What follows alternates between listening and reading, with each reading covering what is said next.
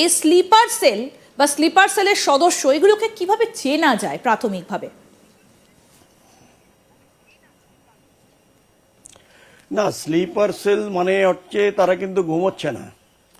এই এই শব্দের মধ্যে দিয়ে আমরা যাব না। তারা, আমি যদি বাংলায় বলি, মানে ইংরেজিতে বলি, যেটা অক্সফোর্ড ল্যাঙ্গুয়েজে রয়েছে, a group of secret agents that have remained inactive for a long period, এটা অক্সফোর্ড ল্যাঙ্গুয়েজে দিচ্ছে।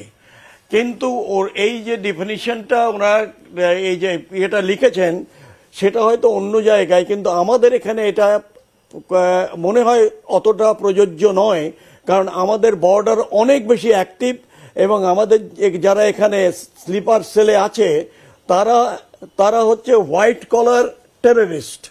কারণটা হচ্ছে স্লিপার সেল মানেটা কি, যে প্রত্যেকটা জিনিস কোনো একটা অপারেশনে যেতে গেলে প্রত্যেকটা যা যা দরকার, যদি হাতিয়ার দরকার হয়, যদি কোনো এক্সপ্লোসিভ দরকার হয়, যদি কোনো স্মল আর্মস ওয়েপন দরকার হয়, এইগুলো জিনিসগুলো যে জায়গাটা একদম তৈরি করে যাতে কোনো রকমভাবে দেরি না হয় সেই জায়গাটায় ওরা তৈরি রাখে এবং সেটাকে তাদের একটা পরিচিত জায়গায় যেখানে এয়ারমার্ক করে রাখবে, যেখানে কোথায় কোথায় কি ধরনের হাতিয়ার কিংবা এক্সপ্লোসিভ তারা একত্রিত করেছেন।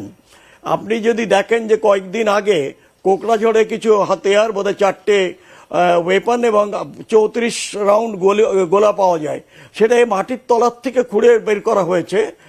এইটা কাশ্মীরেও ঠিক একই জিনিস।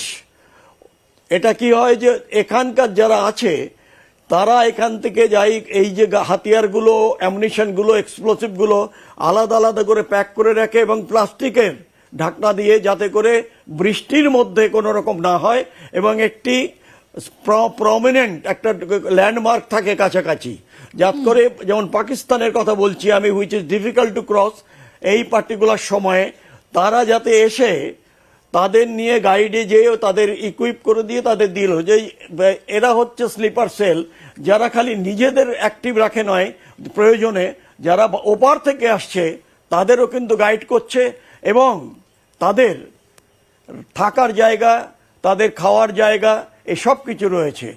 যার ফলে আজকে শোনা যাচ্ছে যে মুর্শিদাবাদের ওখানে অল অ্যারাউন্ড মুর্শিদাবাদ 40টা নাকি স্লিপার সেল আছে। আমি জানি না, এটা একটা রিপোর্টে বেরিয়েছে। আর এদিকে যেটা রয়েছে যে আর একটা যে খারিজে আমাদের বিভিন্ন ধরনের মাদ্রাসা আছে যেখানে বাচ্চারা, ছেলে মেয়েরা পড়ে। একটা হচ্ছে রেজিস্টার্ড আর একটা হচ্ছে খারিজা, যার কোনো রেজিস্ট্রেশন নেই। সুতরাং সেই খারিজা যে মাদ্রাসা, আমার মনে হয় সেগুলো আন্ডার সার্ভেলেন্স করা দরকার, যে সেখানে এক্স্যাক্টলি কি কাজ হচ্ছে। আজকে আমরা যদি বলি ঠিক আছে বিএসএফ ইয়ে করে দিল, আপনাদের কথা মতো তাদের ঢুকিয়ে দিল, আচ্ছা ঢোকানোর পরে তো তাদের অনেকগুলো লেয়ার পাস করে যেতে হয়। তাই যদি হবে তাহলে সেই টিমগুলো কোথায়? আজকে যারা বলছেন ইন্টেলিজেন্স এজেন্সি, তাহলে এই যে কথাগুলো কালকে যারা বললেন, আমার তো মনে হয় যে ইন্টেলিজেন্স এজেন্সির সবচেয়ে আগে পাওয়ার কথা যে বিএসএফ লোক ঢোকাচ্ছে। সুতরাং সেই জায়গাগুলো আমাদের দেখতে হবে খুব মানে মাইনিউটলি। শুধু তাই নয়, আরও বেশি দরকার যদি আমরা একত্রিত হয়ে আমরা কাজ করি, at least at the district level and the battalion level, তাহলে কি হয় যে we can exchange the views এবং আমরা জানি যে এইটা হলে এই যে ডিএম সাহেব রয়েছেন কিংবা এসপি সাহেব রয়েছেন কিংবা সিও সাহেব রয়েছেন, তারা এক জায়গায় বসে যে এটা নেবেন, একটা বিষয় একটু আপনার কাছ থেকে জানতে দরকার হয়, তাহলে হায়ার হেডকোয়ার্টারে।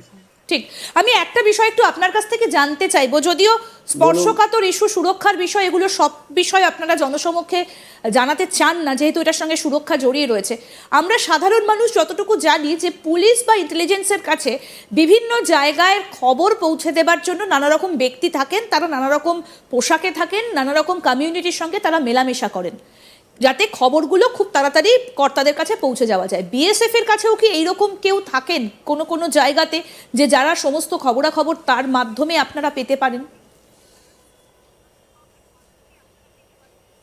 না, বিএসএফ এ তো আমাদের একটা ইন্টেলিজেন্স উইংই আছে এবং যেহেতু আমরা বিএসএফ এর লোক, তারা তারা সীমান্তেই থাকে এবং সেখানে তাদের যদি তাদের খালি বিএস ওপার থেকে কি হচ্ছে না হচ্ছে শুধু তাই নয়, এই যে আমাদের ইন্টেলিজেন্স উইং আছে যাদের ব্যাটালিয়ন লেভেলে কিংবা একটা পার্টিকুলার কোনো জায়গায়, যে মালদা কালিয়াচকে, সেখানে একটা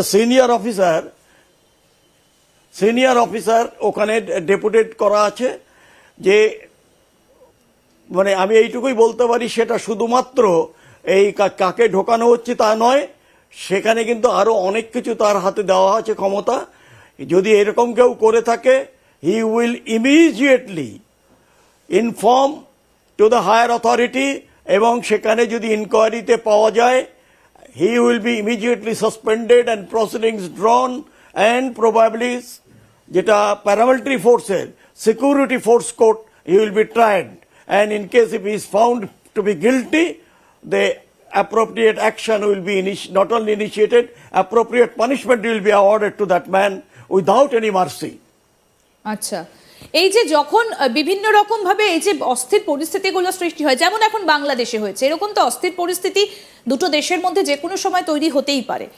সেই জায়গায় দাঁড়িয়ে যারা ঢোকার চেষ্টা করে অন্য দিক থেকে, আপনারা নিশ্চয়ই সেটা বুঝতে পারেন যে কে বৈধভাবে ঢোকার চেষ্টা করছে, কে অবৈধভাবে ঢোকার চেষ্টা করছে।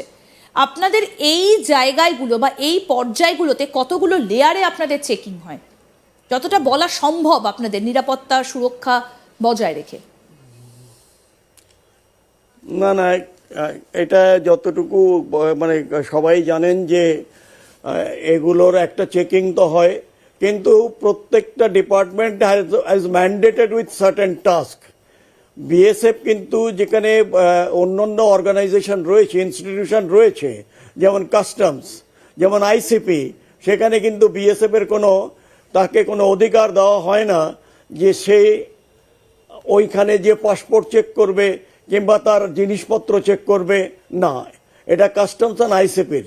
সুতরাং সেখানে যদি কেউ ঢুকে যায়, তার দায় কিন্তু বিএসএফ, বর্ডার বলতে বিএসএফ, কিন্তু সেখানে যে আরো অনেকগুলো ইনস্টিটিউশন কাজ করছে, সেই জায়গাটা কিন্তু হচ্ছে না। আজকে এই যে এতগুলো ফেক পাসপোর্ট বানানো হলো ফেক ডকুমেন্টস এর মাধ্যমে, আজকে তারা যদি ওই পাসপোর্ট দেখিয়ে ভেতরে চলে যায়, তাহলে দায়িত্বটা কি বিএসএফ এরই হবে? এটা আমাকে একটুখানি যদি কেউ জবাব দিতে পারেন। বিএসএফ অন্যায় করলে সাজা পাবে, কিন্তু এই ধরনের যারা করেছে এত বছর ধরে, তাদের নিশ্চয়ই সাজা পাওয়া উচিত। তাহলে এই যে আমরা দেখলাম যে ক্যানিং থেকে একজনকে গ্রেফতার করা হলো কিছুদিন ধরে, সে তো ভারতেই এসেছিল, কিছুদিন দিল্লিতে লুকিয়েছিল, কিছুদিন জম্মু কাশ্মীরে লুকিয়েছিল, তাহলে এই অনুপ্রবেশগুলো হয় কিভাবে?